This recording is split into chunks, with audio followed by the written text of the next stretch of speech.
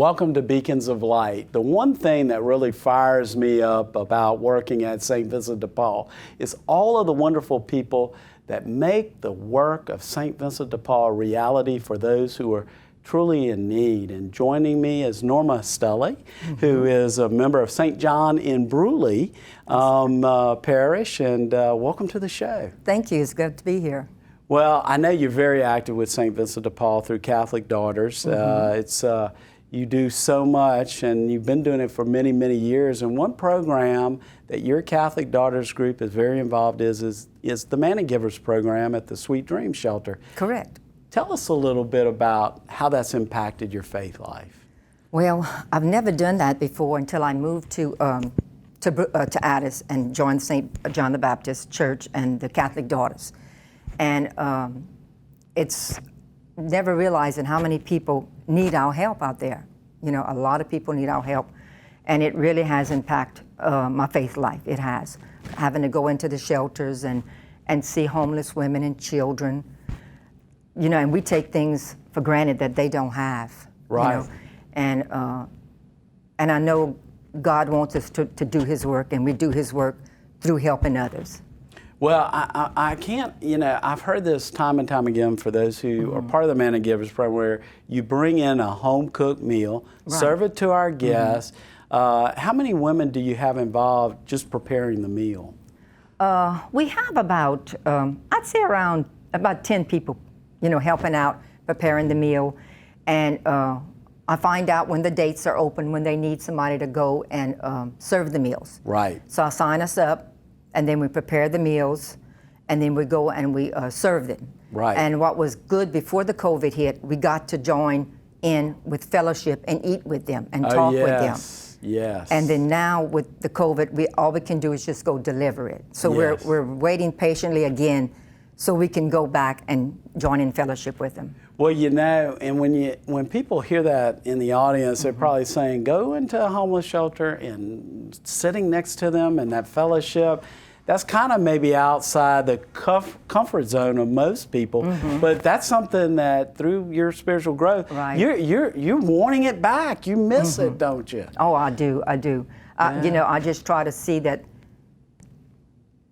I see Jesus in everybody. Yes. You know, and I know this is what God wants us to do. Yeah. And He'll give us the strength to do it, even though we feel kind of uncomfortable. Yeah. That first time, I know, when you bring a meal into a shelter, you know, and we joked a little bit before we went on air about y'all have to drive over the bridge. Oh, yes. that is, and actually you got here 45 minutes early for the show today because of that bridge. Right. Because you never know. It could take you 5 minutes or an hour to get across the bridge. But so y'all have to drive across the river to get the meal to the shelter on time. And so that is always a chore, but you know, that first time when you came to the shelter, do you remember that? And do you remember you were a little bit hesitant maybe, but then once you saw Jesus and those you served, it was like instant, I gotta do this. Right. And they're all sweet, young ladies, and very sweet. They're very appreciative. Yeah, you think they wouldn't be, but they're very appreciative, And when you see those young children, you know the impact you're making in their lives is it's so very important, isn't it? Oh, it is, and it like I said, it's worth the while. It's worth the fight to get across the bridge. Yes, indeed, it is. Yeah, well, you know, it's got to be fruits of something good when you know, and like you said, y'all been doing this for about 6 years. And those 6 years have been just wonderful memories. Right. Are there any memories you recall that really kind of touched your heart, or does every time touch your heart? I think it's every time, especially to see the small children. Yes. You know, not really having a place to call their own. Yeah. You know, it really touches my heart every time we go. And I'm hoping soon we'll be able to go back. Yeah, well, we're working on that now as we're, you know, right in the end of the pandemic, and getting that all back open is an important goal, because it's one thing to prepare a meal and then bring the meal, but it's a whole, that fellowship you talked about, that's the magic. Oh, that is the magic. Yeah, that's where the you really connect with Jesus by connecting with those who are there. That's right. That's right. You do. When you do that as a group, you know, it's not just you. You've got about 9 other women that are part of it. Does that help you grow in your faith life? Oh, very much, very much. You know, the ladies that I work with, they're so, they have so much faith. You know, they have problems, you have problems, and through their faith, you know, you work through it. And I really have grown since I've been in that parish, in my faith life. Yeah, well, I know that for me, I mean, in my own spiritual journey, you know, when you have somebody that's walking along your side, that may, and in this kind of ministry, when you're doing this meal, you're bringing the meal, it also gives you opportunities not only to share, you know, your faith journey, but also to kind of, you know, recognize, like you said, there are so many things we can all take for granted. Oh, yes. And when you go to a shelter with somebody that has nothing, it really does make you thankful, doesn't it? Oh, it does. It does. It makes me stop and think, you know, like when I want to just go buy something. No, you don't need this. You know, it's it's just, I don't know. It's hard to explain. It is, but yeah, we take things for granted. Well, was COVID, when the churches were closed, was that particularly hard for you when you were going through that? Yes, it was, Michael. It was, yeah. And I was glad when they started back. I didn't start back right away, but then I said, no, I said, if other people can go, I can go back. So I did. Yeah, and Father Matt, your pastor, what a great guy. Oh, yeah, he's fantastic. He is fantastic. He is.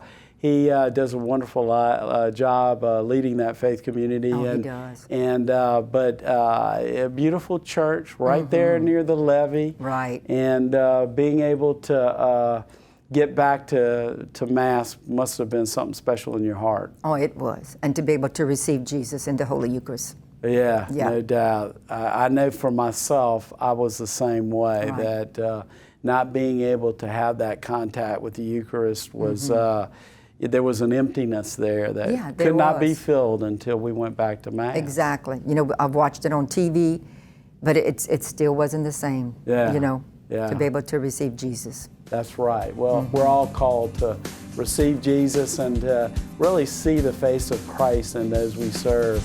And when we come back, we'll talk a little bit about seeing the face of Christ and those we serve at St. Vincent de Paul and the importance of living that faith in an outstanding way.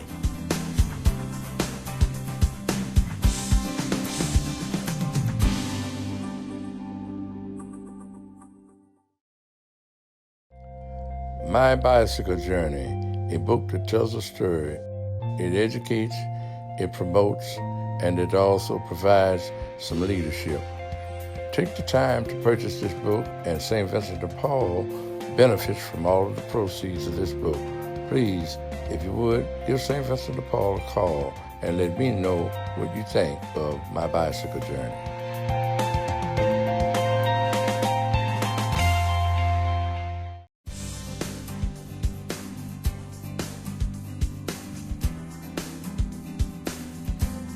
The work of St. Vincent de Paul is so important to those we serve.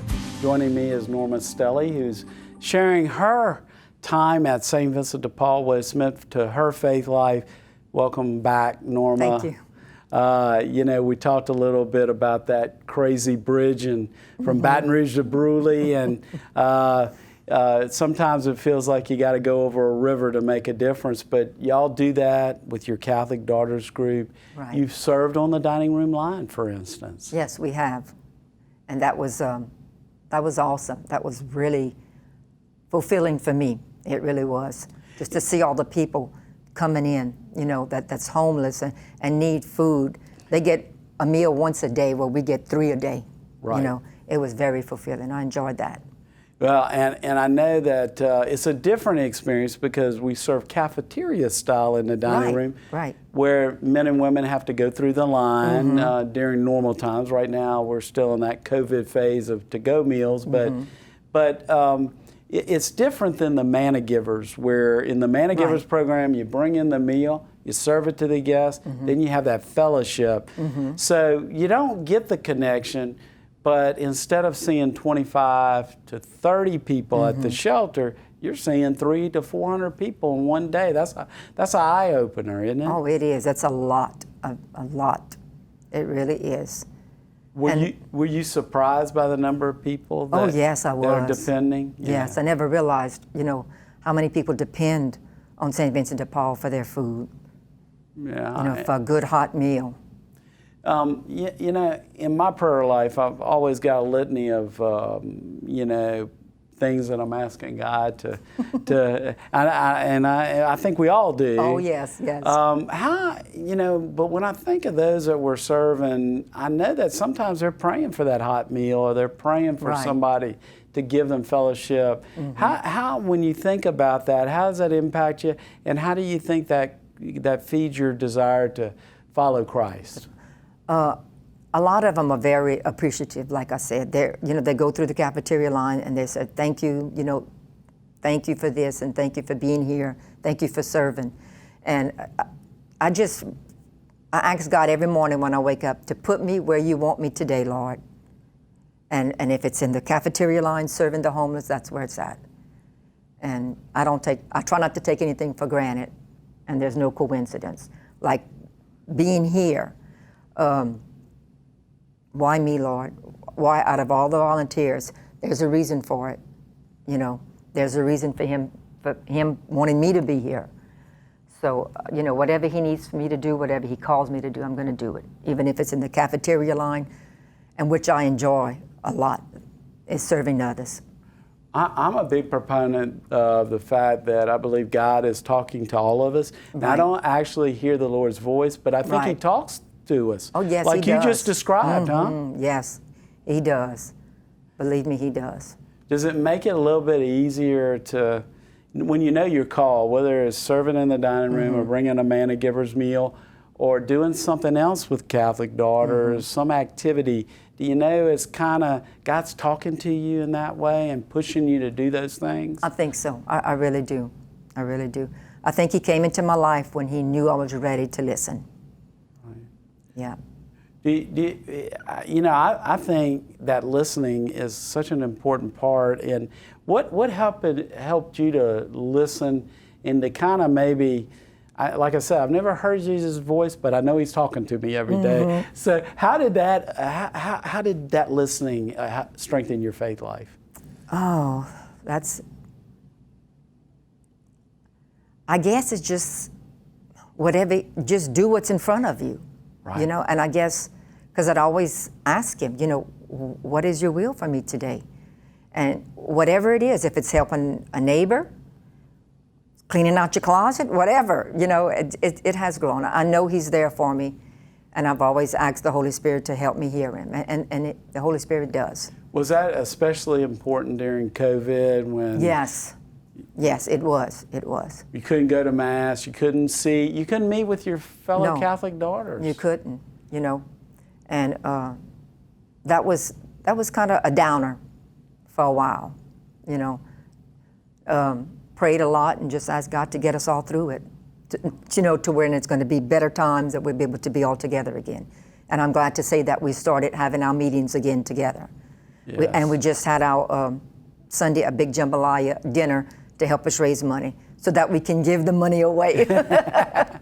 Which is all about That's what it is Catholic about. daughters trying to live our faith right up there in front. Huh? Exactly, yeah. So I know that for all of us, I think we're not so much open sometimes to listening to what God wants us to do. But I think COVID gave us all an opportunity to say, how's he directing us? And, I think so, yeah. Giving us the patience to kind of endure, but not even being able to see our family members. Right.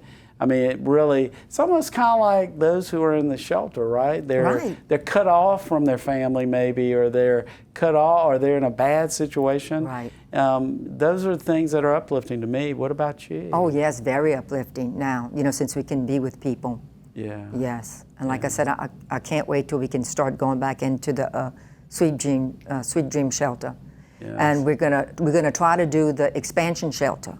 Great. With the Knights of Columbus. Excellent. As as a group. So Excellent. we're going to be working on that. That's fabulous. To bring meals, yeah. Yeah. It's one thing to do things as groups, but it's another thing to do something, an act of faith, right. Going into a shelter. Yeah. Would you encourage others in the community to do that? Oh, very much, yes. Yes, it's very uplifting. Yeah. Anybody that's looking to find God in their life, that's one way to serve the others, to serve people. Yeah. Yeah. And every time you do it, like you said in the earlier segment, you can't wait to get back. You just it's something that it's like Christ. He's constantly calling us. Right. And we've just got to listen to his call, right? Right. Sometimes we want to turn a deaf ear. We don't want to hear it, but it just keeps at you. So that's God talking. Yeah, he's always knocking at our doors. Are we going to open it and let him in? Exactly, that's right. I think those at the shelter, I know that when I have been blessed to witness manna givers coming in and serving the meal, the guests are just in a different mood because they kind of, we always say, you see the face of Christ in those you're blessed to serve, but they see the face of Christ in us, don't they? I think they do. And there was one time, you'd asked me about a mother and a child. There was one time I remember we were serving at Sweet Dream Shelter, and the mother was trying to eat, and the baby was crying. So I took the baby and just kind of walked around with the baby so she could finish her meal. And that's nice. As a mother, having to get up to see about your children, you never really get to enjoy a meal. That's right. So that was a good part in my life right there. A mother helping a mother. Right, exactly. And Mother's Day is coming up, and it's something being a mother is a tough job. Yes, it is. It is. And so being a mother in a homeless shelter is... It's got to be hard. Yeah. They don't want to be there. Right. But, for whatever situation, they do want better. Yeah. And by you being able to prepare a meal for them, that's a big thing right there. Now, mothers love their children. Yes. At the shelter, you see that love, don't you? Mm-hmm, you do. And when we do serve, if we able to, we bring storybooks for the children. Right. So the mothers can read the storybooks for the children and stuff, and they really enjoy that. How does that impact you when you see them reading those books, and does it bring back memories for you? Yes, it does. It does. And I think the children, they really, I think they enjoy it. They really do. Don't you think that is a testament that sometimes the older things in life are better? Now so many families will turn on the TV to do something with their children, but reading a book to a child. Yes. It's a powerful interaction, isn't it? It is. It is a very powerful interaction. And to witness that at the shelter, it just, Yes, it's fantastic. It really is. Well, when we come back, we'll continue our discussion about why it's so important to serve God's children, those God's children that are truly in need of a helping hand of hope. And we'll be back in a moment.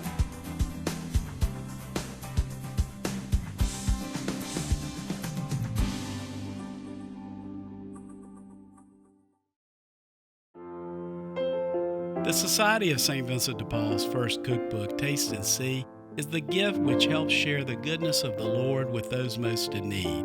Featuring recipes from Chef John Foles, each chapter begins with a short story about one of our special work programs. To order your copy of Taste and See, please call the Society or visit our website. Help multiply blessings for the neediest in our community.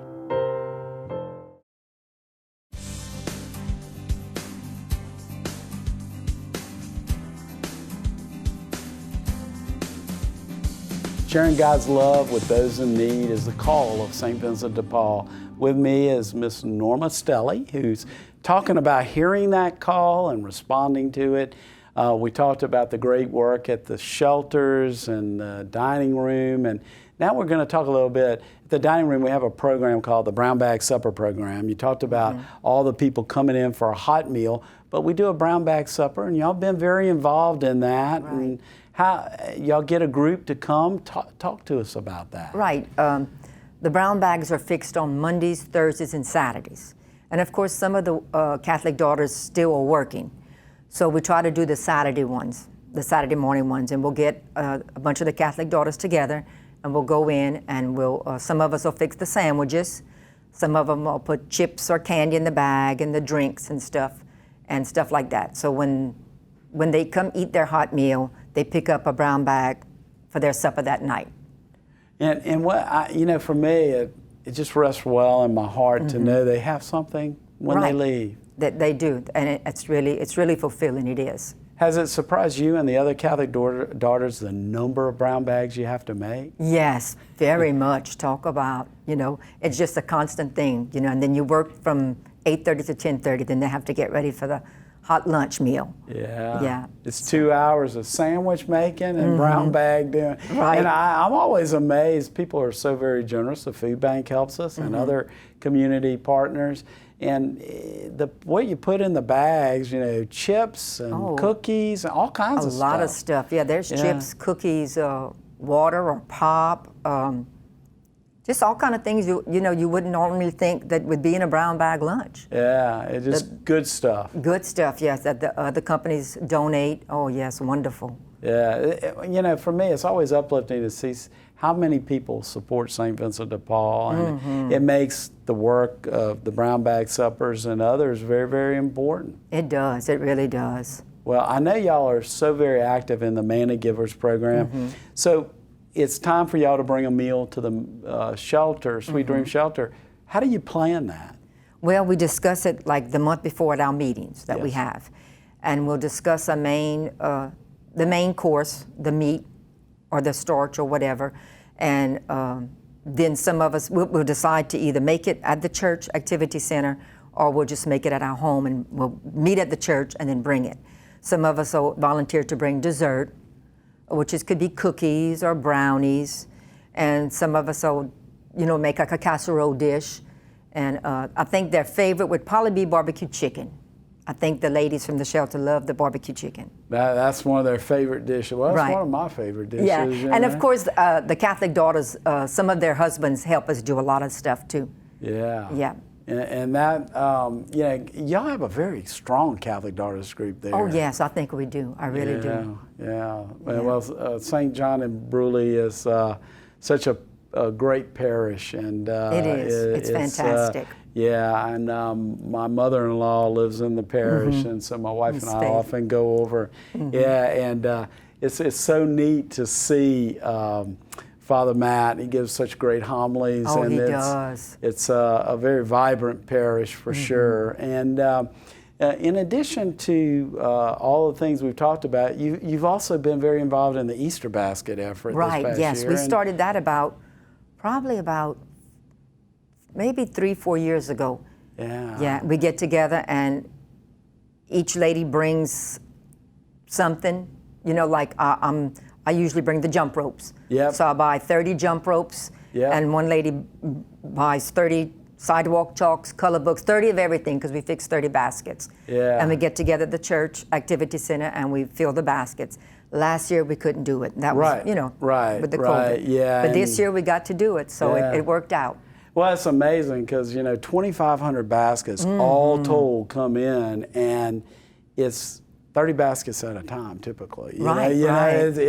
It's not, we have one St. Thomas More parishioner who's wonderful, Miss Hill. She's able to get a bunch of people behind her effort. She does a bunch, but most of them it's at 20, 10, 30.